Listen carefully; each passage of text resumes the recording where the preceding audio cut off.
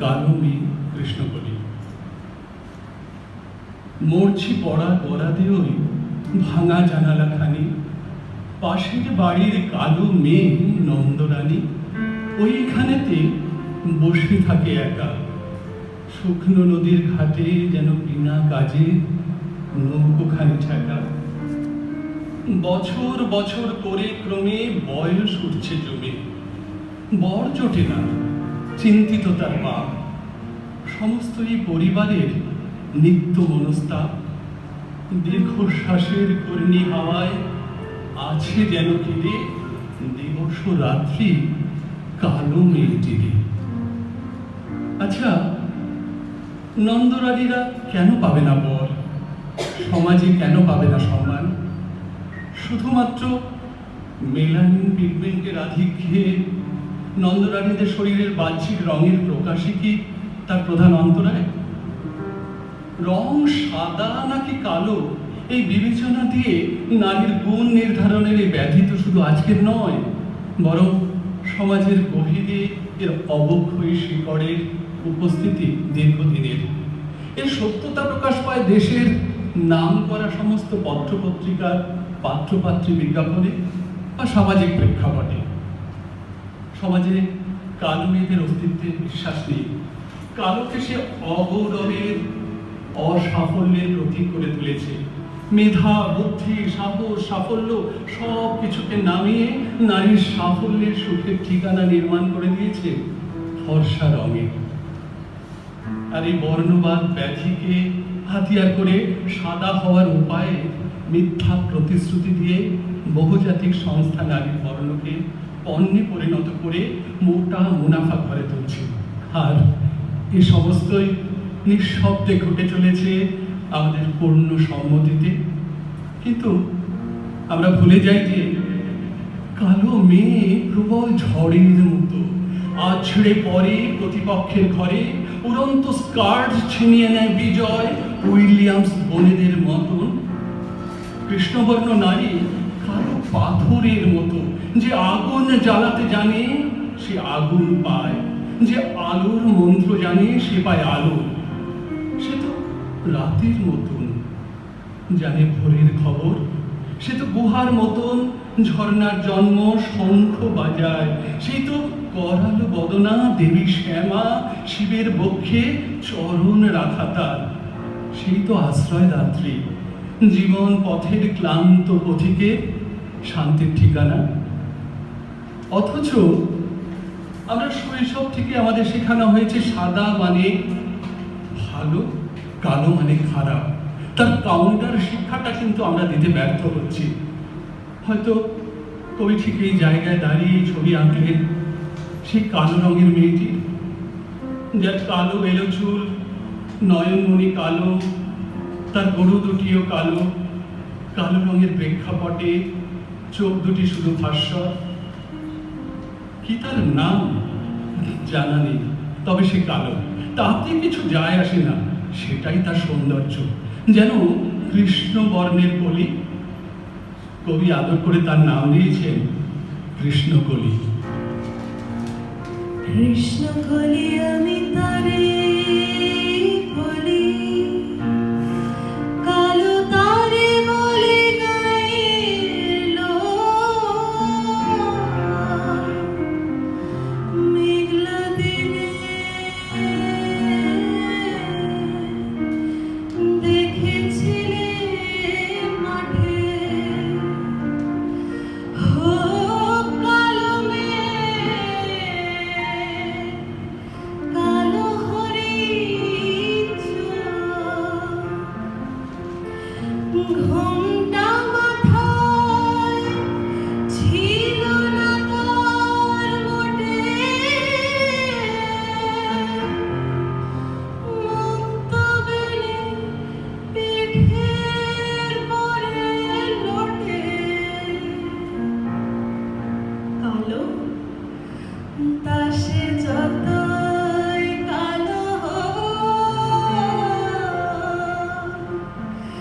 দেখেছি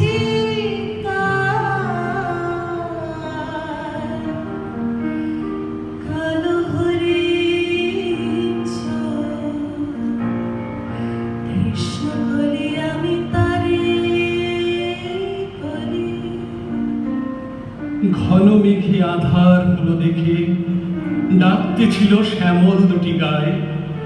শ্যামা মেয়ে ব্যস্ত ব্যাকুল পদে কুটির হতে ত্রস্ত এলো তাই। আকাশ পানে হানি যুগল ঘুরো, শুনলে বারে মেঘের গুরু গুরু। কালো তা সে যতই কালো হোক, দেখেছি তার কালো হরিণ চোখ। আকাশ পানে হানি যুগল ঘুরো, শুনলে বারে মেঘের গুরু গুরু। কালো তা সে যতই কালো হোক, দেখেছি তার কালো হরিণ চোখ। কৃষ্ণ বলি আমি তারে বলি, পূবে বাতাস এলো হঠাৎ ঢের, ধানের খেতে খেলিয়ে গেল ঢের। আলের ধারে দাঁড়িয়েছিলেন একা, মাঠের মাঝে আর ছিল না কেউ। আমার পানে দেখলে কি নাচে, আমি জানি আর জানে সেই মেয়ে। কালো তা সে যতই কালো হোক, দেখেছি তার কালো হরিণ চোখ। কৃষ্ণ বলে আমি তারে বলি, শুধু 25শে বৈশাখ বা 22শে শ্রাবণ এলে বুঝতে পারি কালো মেয়ের মতো কাঁদতে কেউ শেখেনি। 22শে শ্রাবণ এলে কালো মেয়ে হয়ে ওঠে শ্রাবণের ঘন কালো মেয়ে।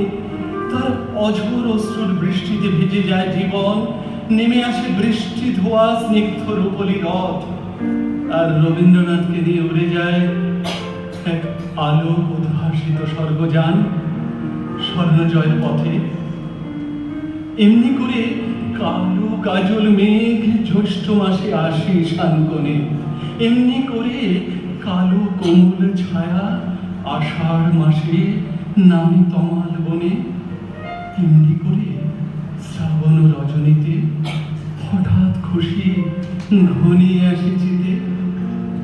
কালো তা সে যতই কালো হোক, দেখেছি তার কালো হরিণ চোখ। এমনি করে শ্রাবণ রজনীতে হঠাৎ খুশি ঘনিয়ে আসে চিতে। কালো তা সে যতই কালো হোক,